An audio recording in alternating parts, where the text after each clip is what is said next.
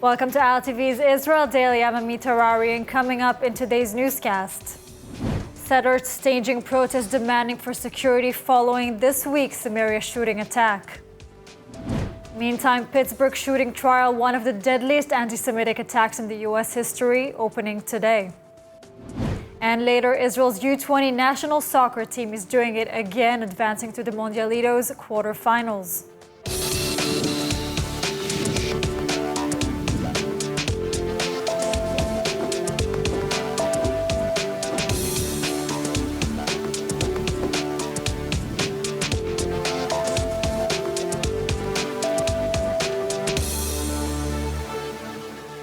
Terror victim Meir Tamir was laid to rest a short time ago in the Shaket cemetery on Samaria. The father of two was due to have celebrated his 32nd birthday today. Settlers in Samaria staged several protests following the shooting with demands that the government and the army step up security. ILTV's Steve Leibovich reports. In the wake of yesterday's deadly terrorist shooting attack in Samaria, settler groups staged protests at several sites demanding heightened security. The protests began hours after the murder of Meir Tamari, the 20th Israeli killed in an act of terror since the start of the year. The 32-year-old father of two was murdered in a drive-by terror attack outside the town of Hermesh, where he lived. Some protesters gathered at the site where Tamari was shot dead earlier in a Palestinian drive-by attack. Protesters blamed the government and the military for giving in to international pressure and removing checkpoints. Samaria Regional Council head Yossi Dagan said that the Palestinian Authority must now be viewed as an enemy entity. Meanwhile, the IDF mapped the home of one of the D family murderers ahead of demolition. Troops entered the Nablus refugee camp to prepare the demolition of the home of Hassan Katnani. Security forces encountered violent rioters. Katnani was one of the gunmen who opened fire on the D family car in the Jordan Valley on Passover, killing mother Lucy and daughters Maya and Rina D. Both terrorists were killed in an IDF raid earlier this month. The United States is reportedly looking toward Oman to broker new Iranian nuclear talks. According to Axios, Washington has rebuffed Israeli concerns that seeking a deal with Iran allows them to continue nuclear development. More from ILTV's William Sharon. When the Omani leader, Sultan Haitham bin Tariq El Said, traveled to Tehran this week, he reportedly carried with him a message for Washington seeking renewed talks on its nuclear program. According to Axios, the U.S. is looking to Oman to broker new Iran nuclear talks after rejecting Israeli officials' concerns that a timeout with Tehran could keep enrichment activity intact. 9 months after indirect talks aimed at re-energizing the 2015 nuclear deal between Iran and the world powers collapsed, with the U.S. is saying that the negotiations were no longer top priority. But on Tuesday, the Biden administration indicated that the U.S. was looking to try again for a diplomatic solution to the Islamic Republic's nuclear program, which Israel says constitutes an existential military threat. An unnamed Israeli official told Axios that Washington was exploring talks for an interim agreement aimed at reducing regional tensions, but that could leave some nuclear enrichment activity intact. The U.S. has reportedly denied seeking such an agreement. So we know the news is fast-paced, and we want to let you know that ILTV's new app is now available. So if you want to stay connected to the latest news from Israel, the Middle East, and the Jewish world, download our app now on all your devices. It's available in the App Store for both Android and iPhone. And about 100 kilometers from the border with Iran, a military band of the Shiite Muslim country Azerbaijan played the Tikva, Israel's national anthem. Later, President Herzog discussed with his Azeri counterpart the warming of relations between the countries. Unprecedented security measures are accompanying President Yitzhak Herzog's state visit to Baku, the capital of Azerbaijan. The Shin Bet's personal security unit assigned an unusual number of security guards to accompany the president, with several hotels chosen to host the president and his delegation, as one of them was chosen at the last minute to confuse the enemy.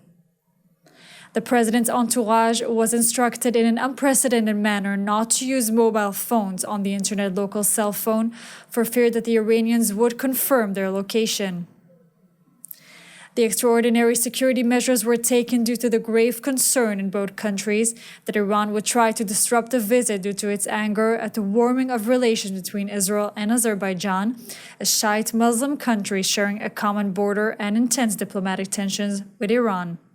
The historic meeting between President Herzog and Azerbaijan's President Ilham Aliyev dealt with deepening and strengthening the friendship and strategic relations between the countries.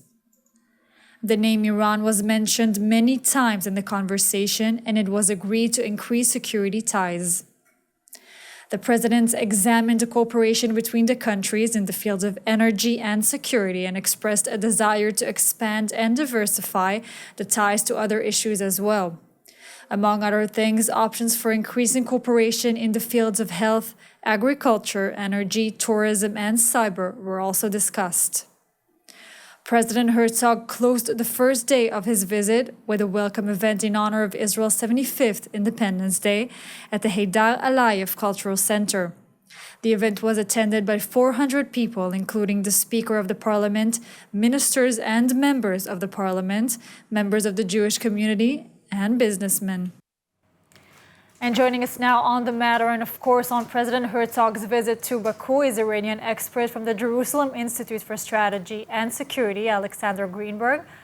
Hi Alex, so let's start with this Axios report. Is the US actively using Omani help to restart nuclear talks with the United States? Probably yes, because usually, indeed, Oman serves as a mediator between the US and Iran to launch such initiative. I don't know, and I don't have any proof of that, but it is plausible that it is indeed something is unfolding there. Could you maybe give us some more details about the report? I mean, what's exactly in it? Look, I've never been a fly on the wall, and I cannot tell you what exactly happened there. But if we remember, all the previous initiatives launched by the US, including the JCPOA, started in Oman. It is normal because Oman has always considered itself a little bit aside of all the conflicts in the Gulf of the Middle East. It maintains some unofficial relations with Israel, official relations with the US, and also with Iran, without taking a stance on any of the Middle Eastern issues. So it is more than plausible, as I say, that something is unfolding there, but it doesn't mean it will succeed, because there are too many hurdles and obstacles on the way to the reviving of the JCPOA. Yes, now publicly the US and Israel, they claim to be coordinated against Iran, but is it becoming clear that the US is still looking for a diplomatic path forward? I mean, despite Israeli objections? Yes, it has Israeli objections. I don't think they mean anything for the US in this context. And as long as the US argues that the best solution is a diplomatic one, it will keep looking for any kind of diplomatic solution. Notwithstanding that, still nothing promises it will succeed. And as Rabbali, the convoy for Iran, used to say, that the prospects for a new deal with Iran are more than tedious. Alex, and let's turn to Azerbaijan, where President Herzog is on a visit, strengthening Israeli strategic relationship with a majority Muslim country that borders Iran. Is Iran concerned? It is of course of concern for Tehran, because Iran always employs inflammatory rhetorics against Azerbaijan, also because of its strategic partnership with Israel.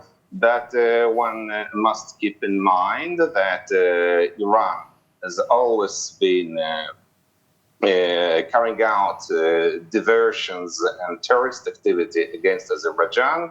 There are also very many other issues not related directly to Israel, because Iran because Azerbaijan is a Muslim country, yes, but it is a secular Muslim country. It is Shiite, the only Shiite post-Soviet republic, but it maintains friendly relations with the West and with Israel. And it is also noteworthy that the good relations between Azerbaijan and Israel started immediately after the independence of Azerbaijan in 1992, after the collapse of the Soviet Union. And also Baku has always been a hub of the Soviet and Russian petrol industry. It was a home for both Ashkenazi and Eastern of the Sephardic, but Azerbaijani local Jews who were traditionalists, and both Jewish communities lived happily in Baku because there has never been anti-Semitism, unlike in other countries of the Soviet Union. So there's also a very important aspect in the domain of relations between two countries. Indeed, Baku is a really good friend with Israel. Thank you so much, Alex, for joining us today. Thank you.